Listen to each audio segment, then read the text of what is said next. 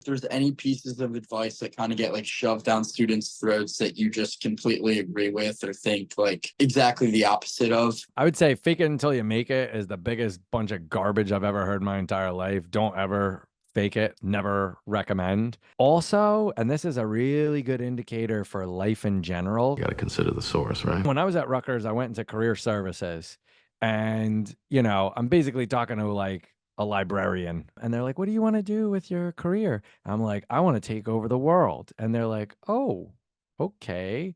It's like, "I want to work in investment banking on Wall Street and absolutely destroy."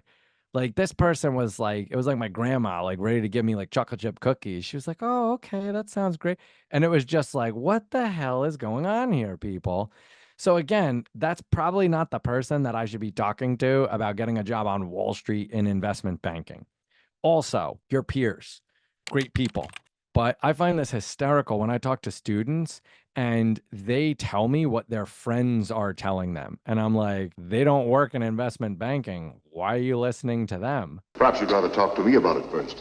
So it's weird to me. Like, it's like, why are you getting advice from other people that haven't gotten what you've gotten, aren't where you want to be? So, like, you really have to consider the source.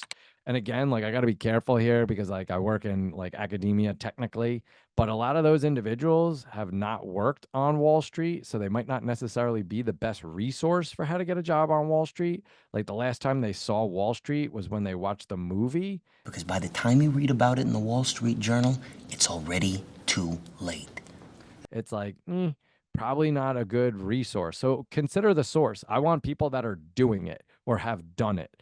So I think that's a real key piece of advice. You know, I think in general, people are good with like personality stuff, how to carry yourself, things like that.